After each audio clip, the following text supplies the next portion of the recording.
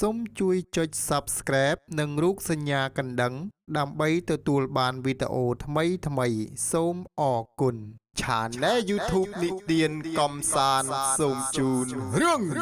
ព្រាយក្បាល8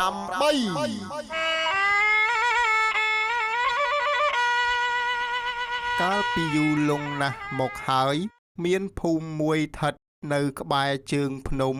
អ្នកភូមិតែងតែនិយាយតគ្នាពីព្រាយក្បាល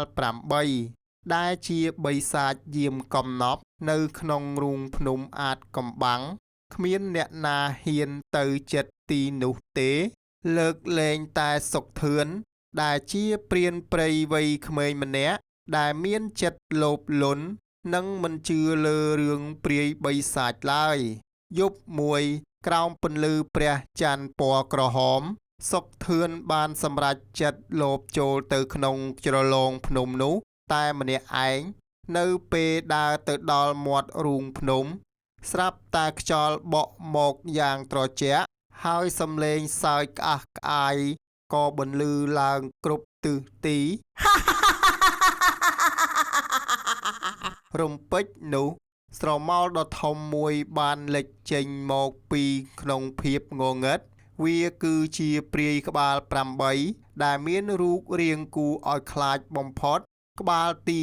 1យំសោកបោកខ្លួនតំណាងឲ្យភាពទុក្ខសោក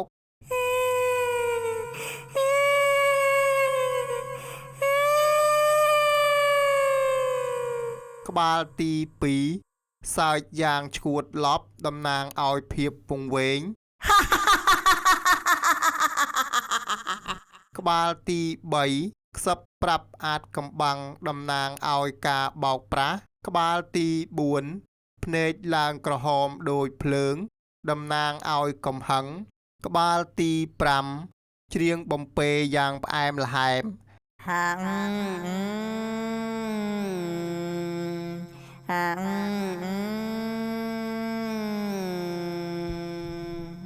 ដើម្បីលួងលោមជនរងគ្រោះក្បាលទី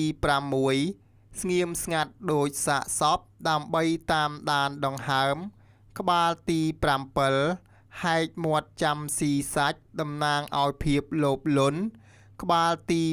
8ក្បាលធំជាងគេនៅចំកណ្ដាលជាអ្នកបញ្ជានិងមានសម្ដីដូចថ្គរលាន់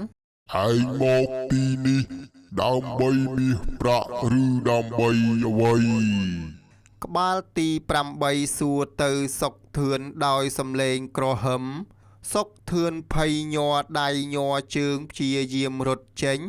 ប៉ុន្តែទោះបីជារត់ទៅទិសណាក៏ដោយក៏ក្បាលទាំង8នោះអាចមើលឃើញព្រាយនោះមិនបានសម្លាប់សុកធឿនភ្លាមទេប៉ុន្តែវាបានដាក់បណ្ដាសាថារាល់ពេលដែលឯងនិយាយកុហកក្បាលថ្មីមួយនឹងដុះចេញពីស្មារបស់ឯងហើយវានឹងខ្សឹបដាក់ត្រចៀកឯងមិនឲ្យដេកអស់មួយជីវិតរំពេចនោះសុកធឿនក៏បានដើរចេញពីរូងភ្នំត្រឡប់ទៅភូមិវិញទាំងសតិមិនគ្រប់ចាប់ពីថ្ងៃនោះមកអ្នកភូមិតែងតែឃើញសុកធឿនអង្គុយជជែកជាមួយខ្យល់ហើយនៅពេលណាដែលគេនិយាយភូតភរគេតែងតែយកដៃខ្ទប់ត្រចៀកស្រែកយំយ៉ាងខ្លាំងហាក់ដូចជាមានសំឡេងមនុស្សរាប់រយនាក់កំពុងតែជេរប្រមាថគេ3ឆ្នាំកន្លងផុតទៅអ្នកភូមិដែលធ្លាប់តែសុខសាន្តបែរជាជួបគ្រោះរាំងស្ងួតយ៉ាងខ្លាំងអណ្ដូងទឹកគ្រប់កន្លែងរីងស្ងួតអស់លើកលែងតែទឹកនៅក្នុងជ្រលងភ្នំស្ងប់ស្ងាត់មួយប៉ុណ្ណោះប៉ុន្តែគ្មានអ្នកណាហ៊ានទៅយកទឹកទីនោះទេព្រោះព្រាយក្បាល8កាន់តែសាហាវជាងមុនក្នុងភូមិនោះមានបុរសម្នាក់ឈ្មោះវ៉ាន់ថាន់ដែលត្រូវជាក្មួយប្រុសរបស់សុកធឿនវ៉ាន់ថាន់មិនអាចទ្រាំមើលពូរបស់ខ្លួនរងទុក្ខនិងអ្នកភូមិដាច់ទឹកស្លាប់បានឡើយវ៉ាន់ថាន់បានសម្រេចចិត្តទៅសួរពូរបស់គេពីវិធីចូលទៅក្នុងរូងភ្នំនោះសុកធឿន ឥឡូវនេះមានក្បាលតូចដោះលើស្មាពីរទៀតដោយសារលួចនិយាយកុហកប្រពន្ធរឿងលុយកាក់បានខ្សឹបប្រាប់ក្មួយទាំងញ័រខ្លួនថាវ៉ាន់ថាន់ក្មួយក្បាលទាំង8វាមិនខ្លាចដាវមិនខ្លាចកំភ្លើងទេតែវាខ្លាចការពិតដែលចេញពីបេះដូងយើង វ៉ាន់ថាន់បានឮសម្ដីលោកពូនិយាយប្រាប់ដូច្នេះក៏បានឆ្លើយទៅវិញថាបាទលោកពូក្មួយដឹងហើយក្មួយនឹងចងចាំសម្ដីលោកពូទុកពេលនិយាយគ្នាចប់ហើយវ៉ាន់ថាន់ក៏បានធ្វើដំណើរទៅកាន់រូងភ្នំជាមួយថ្នាក់ទឹកមួយនៅពេលទៅដល់ព្រាយក្បាល8បានលេចចេញមកទាំងសំឡេងក្រហមផ្អើលអស់បាក់សីក្នុងព្រៃឯងមកទីនេះដើម្បីមាសប្រាក់ឬដើម្បីអ្វីក្បាលទាំង8បំរុងនឹងស្ទុះមកហែកស៊ីវ៉ាន់ថាន់ទៅហើយប៉ុន្តែវ៉ាន់ថាន់មិនរត់ទេវ៉ាន់ថាន់បានលុតជង្គង់ចុះហើយនិយាយដោយសំឡេងច្បាស់ថាខ្ញុំមកនេះមិនមែនដើម្បីលួចមាសទេតែខ្ញុំមកដើម្បីសុំជីវិតអ្នកភូមិបើអ្នកចង់ស៊ីសាច់សូមស៊ីសាច់ខ្ញុំចុះតែសូមមេត្តាដោះលែងពូរបស់ខ្ញុំនិងប្រទានទឹកដល់អ្នកភូមិផងរំពេចនោះក្បាលទី8ដែលធំជាងគេបានផ្អាកសកម្មភាពភ្នែកក្រហមឆ្អៅរបស់វាប្រែជាស្រទន់តាមពិតទៅព្រាយនេះគឺជាអតីតអ្នកការពារព្រៃដែលត្រូវបានគេក្បត់និងសម្លាប់ដោយសារភាពលោភលន់ទើបវាคล้ายជាបិសាចតាមចងកម្មពៀអ្នកដែលនិយាយកុហកដោយសារភាពស្មោះត្រង់របស់វ៉ាន់ថាន់បណ្ដាសាក៏ចាប់ផ្ដើមរលាយក្បាលទី1ដល់ទី7រលាយคล้ายជាផ្សែងពណ៌សក្បាលទី8คล้ายជាវិញ្ញាណបុរសសង្ហាម្នាក់វិញ្ញាណនោះបានស្រក់ទឹកភ្នែកមួយដំណក់ចូលទៅក្នុងដីធ្វើឲ្យទឹកអណ្ដូងក្នុងភូមិជប់ឡើងវិញភ្លាម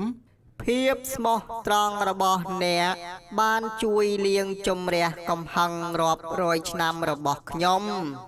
មុននឹងបាត់ស្រមោលទៅ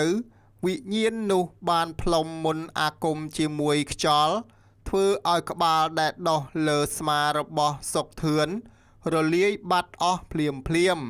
សុកធឿនបានដឹងខ្លួនឡើងវិញហើយคล้ายជាមនុស្សថ្មីដែលនិយាយតែការពិតនឹងជួយអ្នកភូមិរហូតអស់មួយជីវិតចំណែកជ្រលងភ្នំនោះ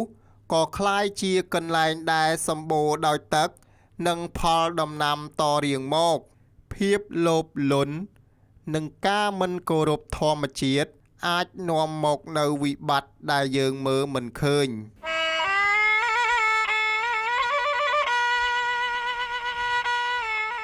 លោកអ្នកទស្សនាជាទីរាប់អានរឿងប្រឌិតបែបជំនឿមានចំណងជើងរឿងព្រាយក្បាល